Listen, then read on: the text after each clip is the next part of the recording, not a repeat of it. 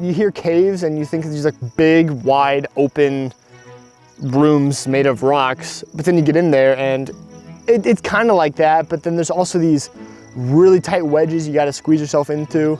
Like if I didn't know any better, I would think there's nowhere to go. There's no other place to go, but then you're climbing in a crevice that's like as little as 8 inches wide, and certainly different than what you'd expect.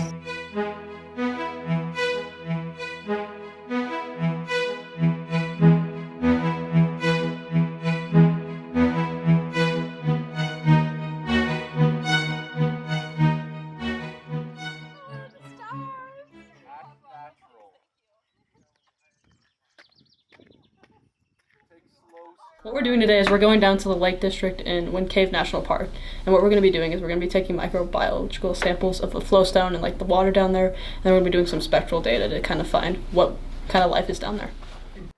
Me and Jenna will be doing spectroscopy of just like we were doing on like the zebra rock, but for other things. Yeah, so we'll be like looking at the flowstones and stuff and kind of using black light and a spectrometer to kind of find what kind of organics we're seeing down there, which we can replicate in the lab to kind of further identify what we're looking at. And I'll be getting samples to hopefully replicate the fungal growth to see the antibiotic properties later on once I'm back in the lab back at UNI.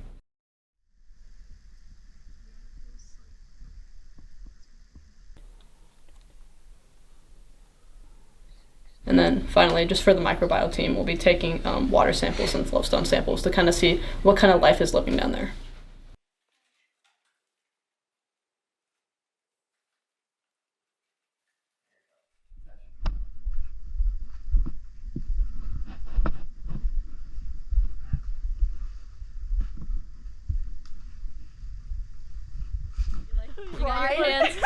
Got your hands and you're like got this huge big cavern in between you that's just like a drop. And you you're like, don't want to look down. Yeah, no. There was so many times where like the floor was only a few inches thick before it like went to the next cavern. And so at points there's like actually holes in there, and so you have to like pry yourself on the walls.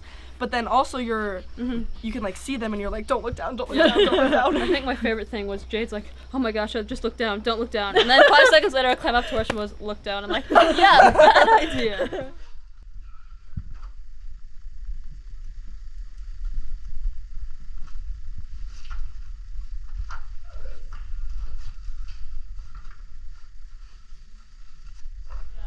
It was very rewarding to get there and actually see it, and there's just this big peninsula in the middle, and you could hear the running water before you actually start to see it, and you're just like, oh my god, it's a cute little stream.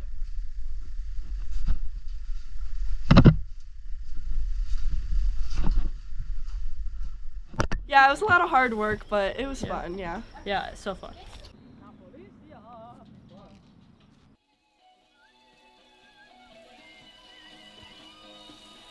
Mostly, we've just been hanging out, talking to get to know each other, which has been really fun to me.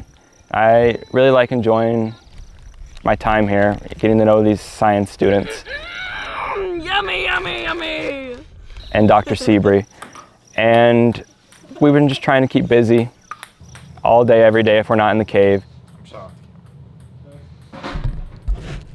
I can't show myself losing. But that extra 2 liters of water. It's not that heavy, I just was not expecting that. Like, it's heavy, but you know, like, it's not like that heavy that I couldn't lift it. Look, it's sparkling! Uh-huh. Do we have the light on? So this is our lunch that we take in the caves. Tortilla, peanut butter, and then we roll it up. That's about it. It's pretty complicated. Yeah, but it's really good. I put raisins on it. Yeah, some people add like raisins or nuts or stuff like that, but it's really nice because it can fold and bend and all that fun stuff, and it still won't really like, it'll be fine to eat no matter what. Yeah. For me, and I'm like, yeah. You're like, Cool, that sounds so interesting. You're like, I'm a And they're like, oh, what do you want to be when you're older? I'm like, a biochemist. And they're like, oh, so you already knew all of that. So we're going to Half Mile Hall, and it's going to be very strenuous, but I'm pretty excited because we haven't really done anything that far deep in the cave. The big expedition kind of side for us is kind of expanding our reach. This is twice as long as we've ever gone in the cave. So it's going to be a really big like push out for us and kind of getting us ready for the future of looking at what we can do at Lake Vega and stuff like that, which are big targets for us in the future. All right.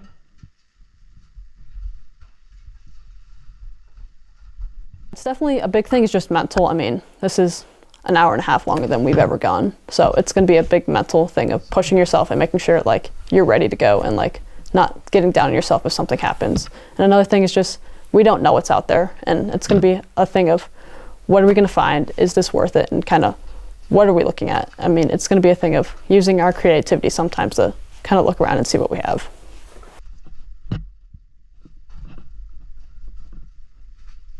I think it was really important to start off with a really fast pace and just, it's okay to get slower from there, but if we were to start with a slow pace, it would have been really hard to overcome that.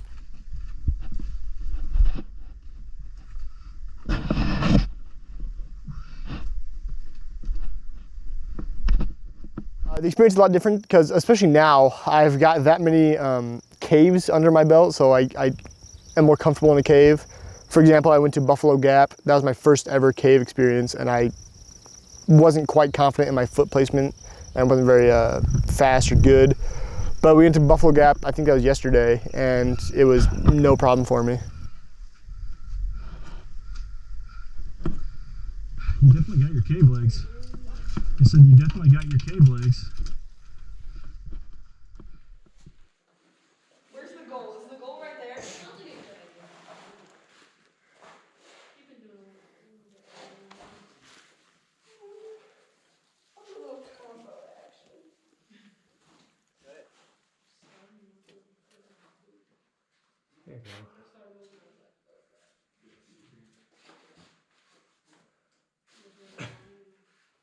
The more you go into it, the more you do, the way easier and way more fun it will be for the next time.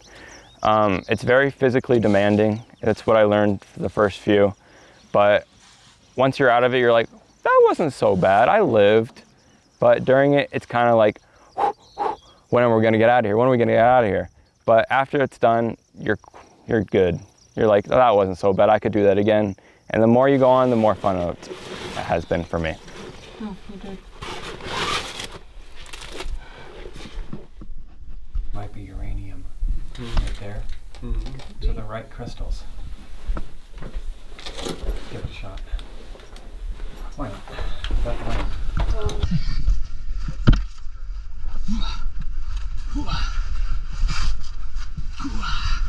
Probably a lot of bruises. Ask me tomorrow. I I don't know if I'm gonna be able to get up tomorrow. And Ben definitely heard a couple choice words out of me climbing up I the took a Boxford couple chimney. spills. Yeah. There was one time I didn't, this is so funny, but I like didn't see the rock for some reason. I ran right into it like full power, and I like flew backwards. Like it was like a ricochet. Yeah. Just slammed into the rock, but it's fine.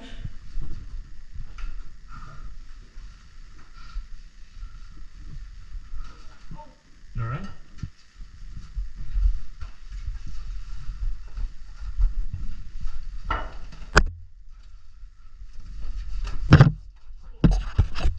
Did the same thing. Really?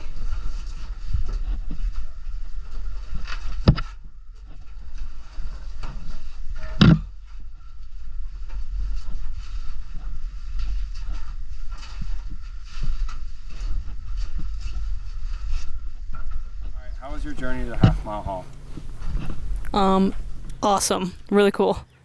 Yeah, it was a really great experience. It was definitely very taxing because it took a lot of endurance, but besides that, it was fun. Yeah, really fun, really taxing, but just a great time.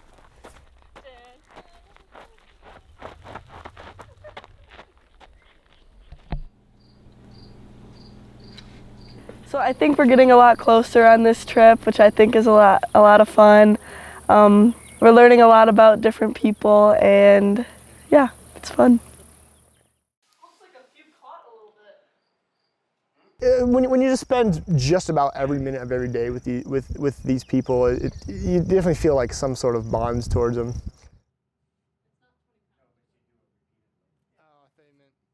it's been very fun outside of the cave, even with no phones. We've been getting to know each other very well the past few days, so it's been very enjoyable.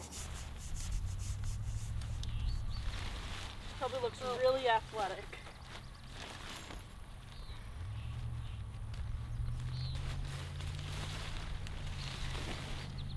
It was really cool hearing how few people have actually been down there, Yeah. too. I think he said more people summit Mount Everest than go down to the lake. So. Summit Mount Everest in 1 year. Than have people ever been have to the ever lake. been in the Yeah. lake. Yeah, Isn't that insane? It's like 200 to 300 people that have ever been down there, and way And more now people. we're one of them. Yeah, add me to the Yeah. list. It's definitely a big workout, but it's so rewarding when you get down there. I'll just say that. I think you guys know that. Yep, I'm good. Any other final remarks? I would do it again. Yeah, We'll do it again. 110%.